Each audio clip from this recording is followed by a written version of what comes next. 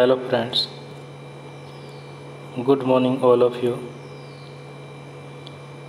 भारतीय संविधान की प्रस्तावना में हमारा नेक्स्ट टॉपिक प्रस्तावना के स्वरूप से संबंधित है।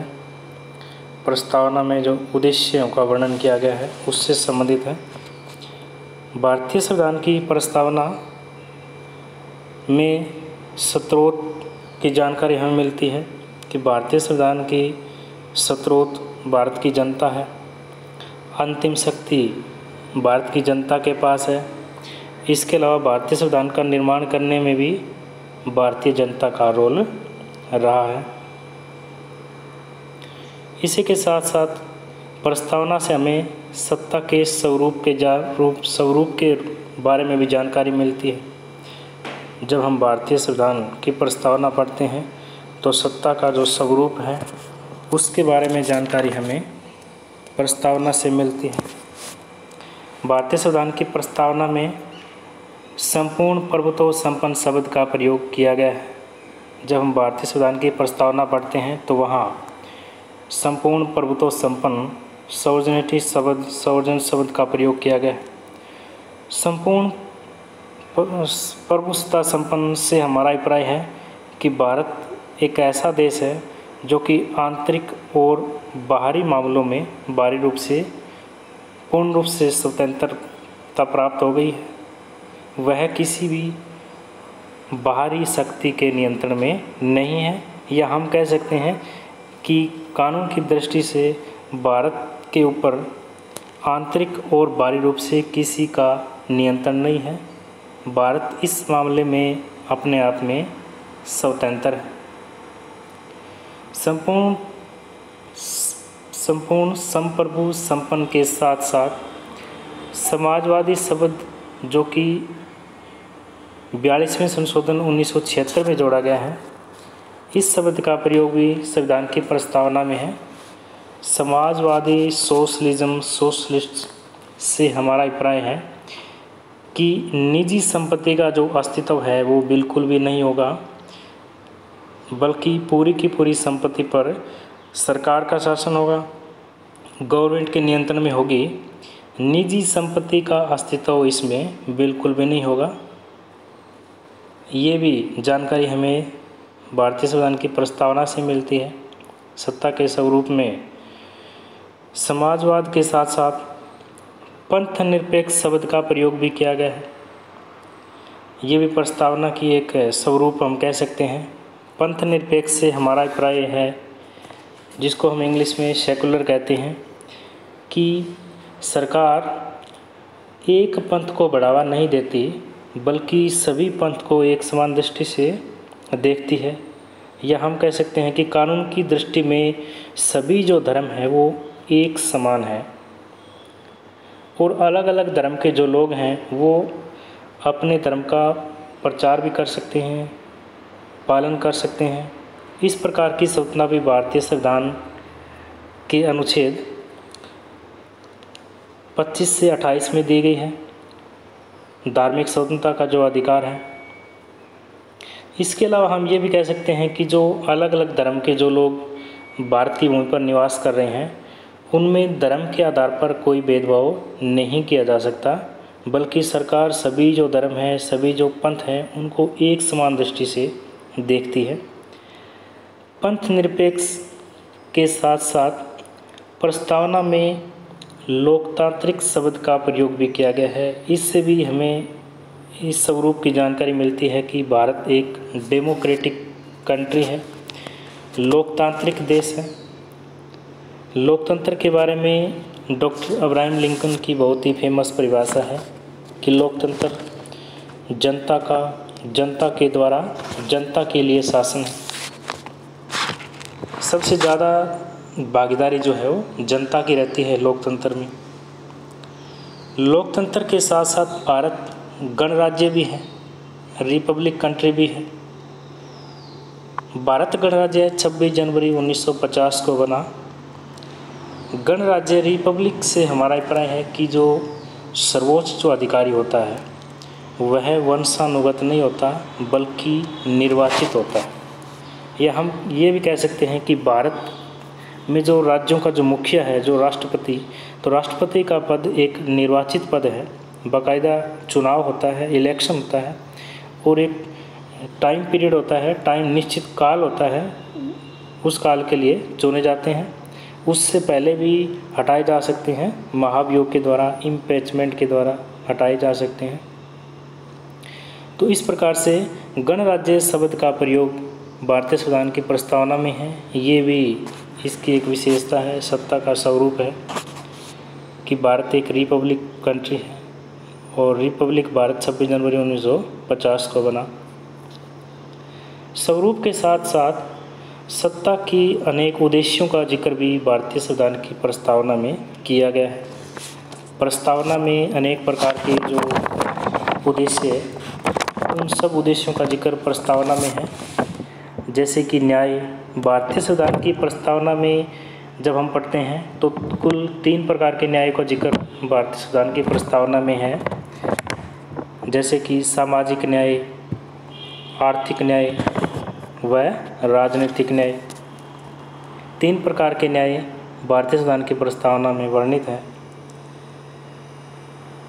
सामाजिक न्याय से हमारा अभिप्राय है कि समाज के जो सदस्य हैं उनमें एक दूसरे व्यक्ति में धर्म के आधार पर, नस्ल के आधार पर, जाति के आधार पर किसी प्रकार का कोई भेदभाव उनमें नहीं किया जाएगा, बल्कि सभी एक समान हैं। इसी के साथ साथ जो आर्थिक न्याय है, आर्थिक न्याय से हमारा अभिप्राय है कि हर व्यक्ति को अपनी आजीविका कमाने का, आजीविका प्राप्त करने का अधिकार है। व्यक्ति अपनी आजीविका के लिए किसी भी प्रकार का कोई भी कार्य कर सकता है, उस पर किसी प्रकार का कोई दबाव नहीं है, कोई प्रेशर नहीं है। आर्थिक न्याय के साथ साथ हमारा जो तीसरा न्याय राजनीतिक न्याय है।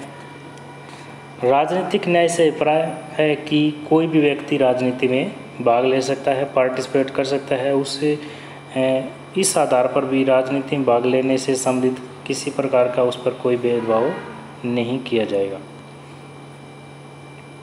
न्याय के साथ साथ स्वतंत्रता का जिक्र भी भारतीय संविधान की प्रस्तावना में किया गया है। प्रस्तावना जब हम पढ़ते हैं तो प्रस्तावना में कुल 5 प्रकार की स्वतंत्रताओं का जिक्र मिलता है। जैसे कि विचार प्रकट करने की स्वतंत्रता, व्यक्ति अपने विचार प्रकट कर सकता है, विचार की उसे स्वतंत्रता है। भारतीय संविधान की प्रस्तावना में विचार प्रकट करने की स्वतंत्रता दी हुई है। व्यक्ति को अभिव्यक्ति प्रकट करने की स्वतंत्रता है। इसी के साथ साथ विश्वास की स्वतंत्रता का जिक्र प्रस्तावना में किया गया है। व्यक्ति को धर्म की स्वतंत्रता है। अभी हमने पंथ निरपेक्ष के बारे में पढ़ा। धर्म के साथ साथ उपासना की स्वतंत्रता का जिक्र भी प्रस्तावना में किया गया है। तो इस प्रकार से स्वतंत्रता से संबंधित कुल 5 प्रकार की स्वतंत्रताओं का जिक्र प्रस्तावना में है, जो कि विचार, अभिव्यक्ति, विश्वास, धर्म और उपासना की स्वतंत्रता है। स्वतंत्रता के साथ साथ समानता का जिक्र भी भारतीय संविधान की प्रस्तावना में किया गया है। प्रस्तावना में अवसर की समता का वर्णन किया गया है। अवसर की समानता के साथ साथ प्रतिष्ठा की समानता का जिक्र भी भारतीय संविधान की प्रस्तावना में किया गया है। आर्टिकल 16 अगर हम पढ़ते हैं तो वहाँ भी अवसर की समानता का वर्णन है, अवसर की समता के बारे में जानकारी मिलती है। इसी के साथ साथ गरिमा, एकता, इन शब्दों का प्रयोग भी भारतीय संविधान की प्रस्तावना में किया गया है। अखंडता शब्द की जानकारी भी हमें भारतीय संविधान की प्रस्तावना से मिलती है। प्रस्तावना में राष्ट्र की एकता व अखंडता शब्द का प्रयोग किया गया है। अखंडता शब्द भी 42वें संशोधन 1976 में भारतीय संविधान की प्रस्तावना में जोड़ा गया है। संविधान की प्रस्तावना में अब तक केवल एक ही संशोधन हुआ है, जिसमें कि 3 शब्द समाजवाद, पंथ निरपेक्ष और अखंडता शब्द जोड़ा गया है। तो राष्ट्र की एकता और अखंडता की जानकारी भी हमें प्रस्तावना से मिलती है। एकता व अखंडता से हमारा अभिप्राय है कि व्यक्ति जो है व्यक्ति ऐसा कोई भी कार्य देश के विरुद्ध नहीं करेगा जिससे कि राष्ट्र की एकता व अखंडता को खतरा पैदा होता है। जैसे कि अगर हम जिक्र करें तो हमारा जो आर्टिकल 1 है, अनुच्छेद 1 कहता है कि India that is Bharat shall be union of state. Bharat राज्यों का संघ है, यानी कि भारत के राज्य जो हैं वो अलग नहीं हो सकते, उन्हें अलग होने का अधिकार नहीं है, क्योंकि भारत के राज्य अगर अलग हो जाएंगे तो भारत देश विखंडित हो जाएगा, भारत की एकता और जो अखंडता है वो खतरे में आ जाएगी। तो इस प्रकार राष्ट्र की एकता और अखंडता, इन शब्दों का प्रयोग भी भारतीय संविधान की प्रस्तावना में किया गया है। प्रस्तावना के बारे में और भी अनेक प्रकार के तथ्य हैं। कहे जाते हैं कि भारतीय संविधान की प्रस्तावना एक प्रकार से एक ऐसा दस्तावेज है जिसमें अनेक प्रकार के स्रोतों के बारे में जानकारी संविधान की प्रस्तावना में मिलती है।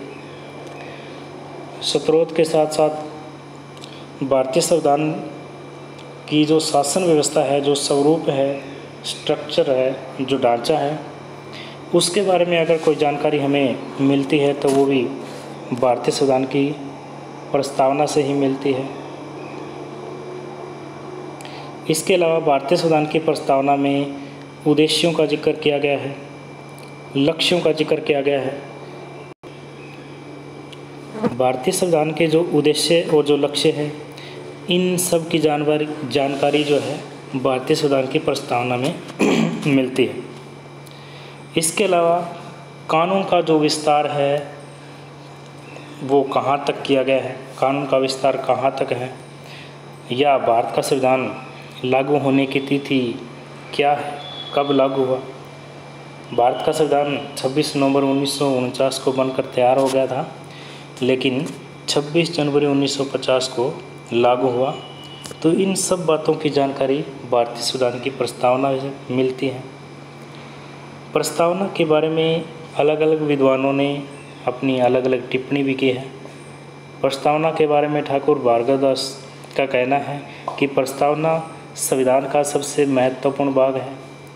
सबसे इम्पोर्टेंट पार्ट संविधान का अगर कोई है तो वह है प्रस्तावना है, प्रीएम्बल है।